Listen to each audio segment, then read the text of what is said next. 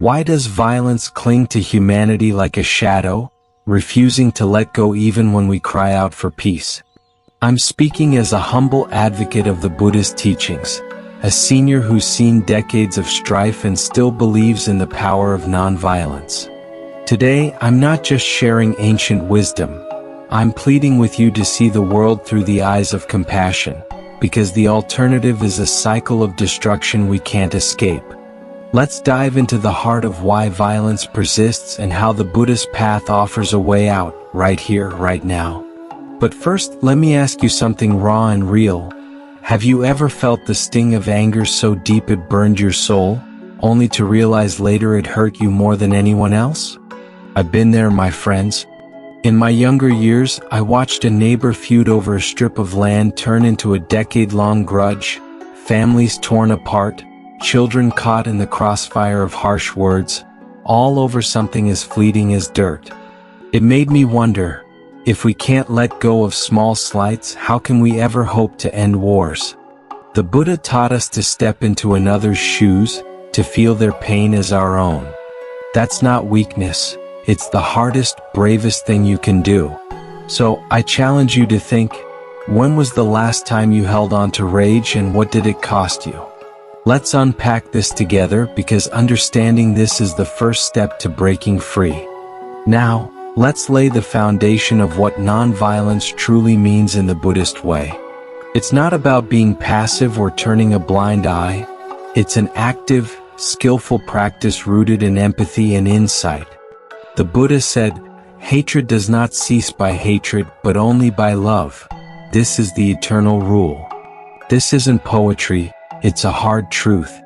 Imagine a village in turmoil, two clans fighting over water rights, each blow struck in anger fueling the next. I've seen such scenes in my travels, where a single harsh word at a well escalated into fists, then knives until blood stained the very ground they fought to claim. The Buddhist teaching here is clear.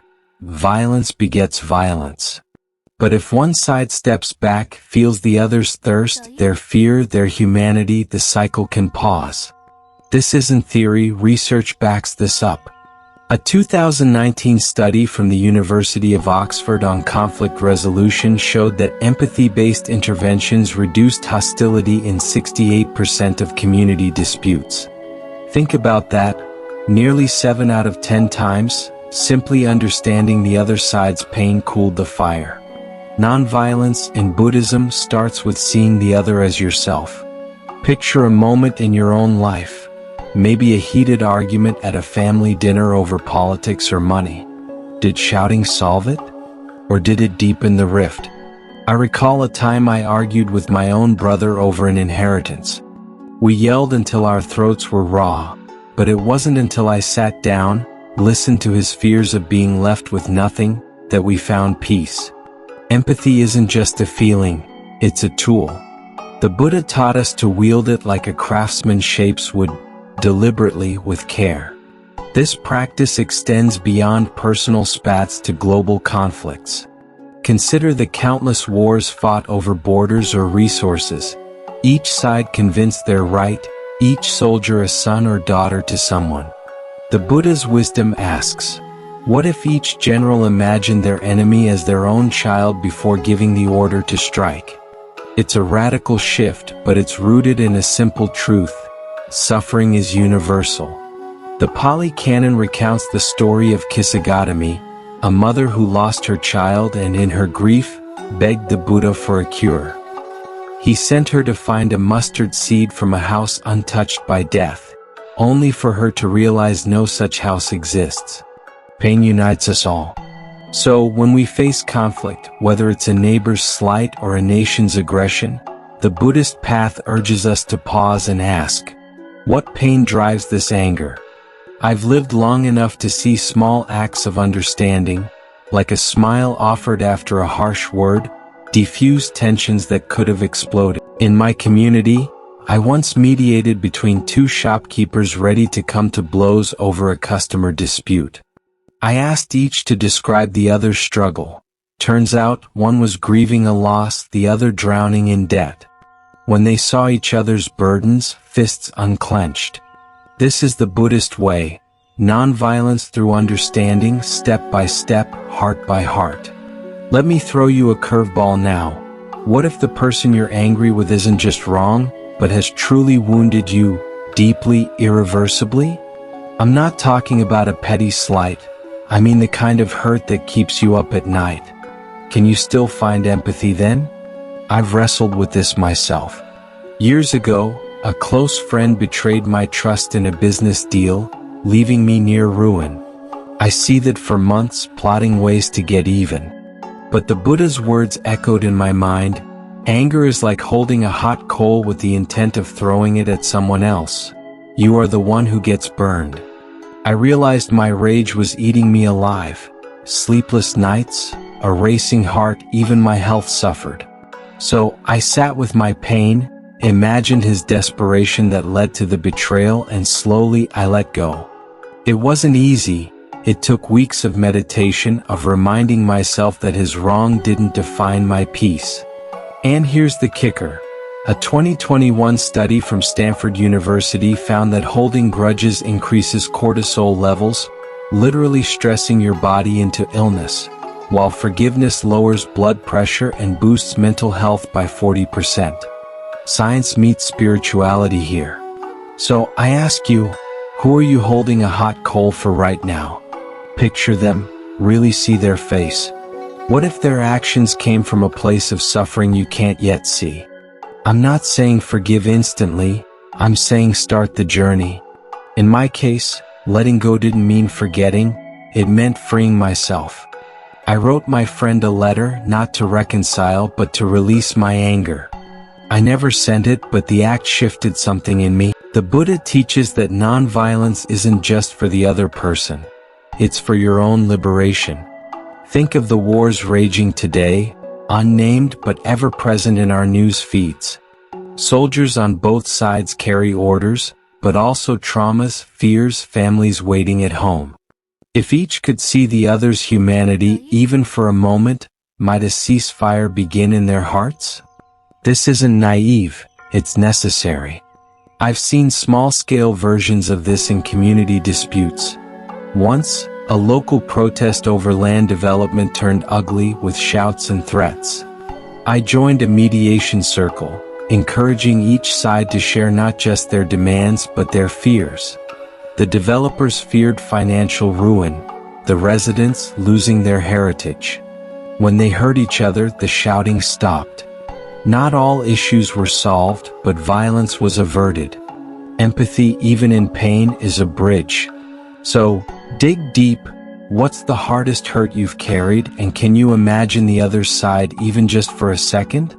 Now let's reach the heart of this matter, the endless, brutal cycle of anger and revenge that traps us all. Violence doesn't just harm in the moment, it plants seeds of destruction that grow across generations. The Buddha warned of this loop. One act of harm sparks retaliation, which sparks more harm until no one remembers why it started. I've witnessed this firsthand.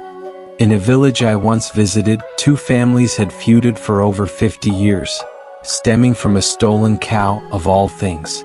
By the time I arrived, children who weren't even born when it started spat venom at each other, raised on stories of us versus them. Homes were burned, crops destroyed, and young lives lost to a grudge no one could fully explain. This isn't ancient history, it's human nature unchecked. Look at global conflicts today, wars where each side points to past wrongs as justification, piling body upon body in the name of justice. The Buddha's insight cuts through. An eye for an eye makes the whole world blind. It's not a platitude, it's math. A 2020 report from the Global Peace Index estimated that violence costs the world economy $14.5 trillion annually, 13% of global GDP. That's money stolen from schools, hospitals, your children's future, all to fuel cycles of revenge. But here's the deeper cost: lives. I remember walking through a war-torn area years ago, seeing crumbled schools where laughter once rang, now silent. A local elder told me of his grandson, just 10, killed by a stray bullet in a clash he didn't even understand. Buildings can be rebuilt, he whispered, tears carving lines in his weathered face, but my boy is gone forever. That stuck with me. The Buddha teaches that every life is precious, each person a universe of dreams, fears, connections. Violence snuffs that out, leaving holes that ripple through families, communities, eternity. Contrast this with forgiveness, the hardest yet most powerful act. I recall a story from a Buddhist monastery in Asia, where a man who'd lost his brother to a rival's violence came seeking the monk's guidance. He wanted revenge. The monk sat with him for days, guiding him to meditate on his brother's killer as a suffering being, trapped by his own demons. Slowly, the man released his hatred, not because the act was excusable, but because he refused to let it chain him. Years later, he returned to thank the monk, saying he'd found peace in community work, honoring his brother by building, not destroying. This is non-violence at its peak, breaking the cycle not with weakness, but with a courage that outshines any sword. Data supports this. Studies by the Harvard Medical School show forgiveness reduces depression rates by 30% in trauma survivors, proving it heals the forgiver as much as it halts conflict. Think of your own life. A grudge with a coworker, a family rift over old wounds. How many sleepless nights has it cost you? Now imagine the ripple if you let go, your peace inspiring theirs spreading outward. Globally, imagine if one leader, one soldier chose empathy over retaliation. The Buddhist path isn't easy, it demands you face pain head-on, not bury it in anger. I've struggled with this myself. After losing a dear friend to senseless street violence, I wanted someone to pay. But sitting in meditation, reciting the Metta Suttas words of loving kindness, I realized revenge wouldn't bring him back. I channeled my grief into mentoring youth, keeping others from that path. It didn't erase the loss, but it stopped the cycle in my corner of the world. Violence solves nothing, it only multiplies suffering. The climax of this truth is clear. Every act of nonviolence, every choice to forgive, is a rebellion against destruction. It's not passive, it's the fiercest fight for humanity's soul. Let me leave you with a moment that'll linger, a reflection that hits like a quiet thunderclap. Destroyed buildings can be rebuilt, but a dead person cannot be brought back to life. I've carried this saying in my heart since I first heard it from an elder during a pilgrimage. Picture a city after conflict. Rubble where homes stood, twisted metal where markets buzzed. I've walked such streets, seen the dust settle over places that once held birthday songs and bedtime stories. Rebuilding takes time, money, sweat, but it's possible. I've seen communities come together, brick by brick, to restore schools and shops, laughter slowly returning. But then I think of the faces missing from those rebuilt spaces. A young girl I met once, full of dreams to be a doctor, gone in a flash of violence. Her mother showed me her tiny, worn-out notebook, filled with scribbled hopes. That notebook sits in my memory like a stone, her life, her potential, snuffed out. No amount of cement can bring her back.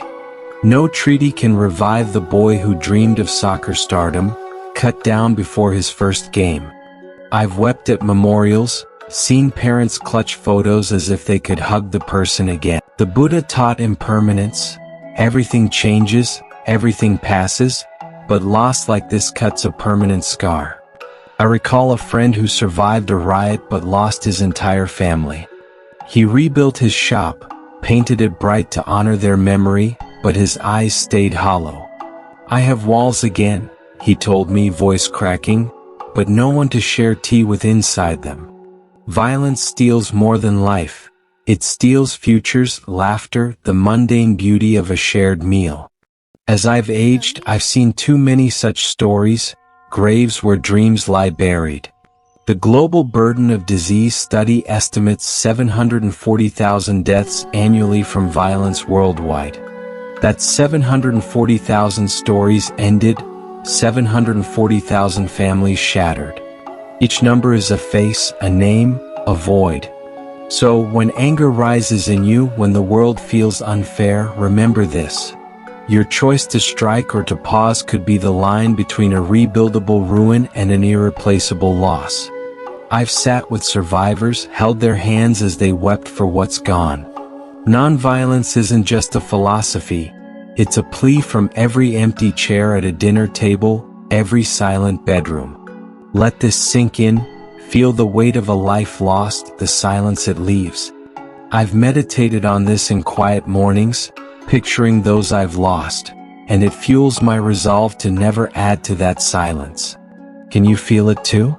The urgency to choose peace, to protect the irreplaceable? Let this be the echo in your heart as we close. Every life matters, beyond measure, beyond rebuilding. So, my friends, let's tie this together with the Buddha's timeless truth. Nonviolence starts in your heart, with empathy, with the courage to let go of anger before it becomes a blade. I've lived long enough to know it's not easy, but I've also seen its power. Small acts of understanding stopping fights, personal forgiveness healing old wounds, collective compassion averting disasters. The world is aching with conflict, but each of us can be a ripple of peace. If this resonates with you, if you feel the weight of this message, please like, subscribe, and share your thoughts. Your support is my motivation to keep sharing these stories and insights. And let's keep this conversation alive. Videos like these can vanish, so act now to stay connected. I'd also love to hear from you. What's one moment in your life where forgiving felt impossible, yet you tried? Drop your story in the comments. I'm eager to read how you found strength in that choice. Let's keep this light of compassion burning together.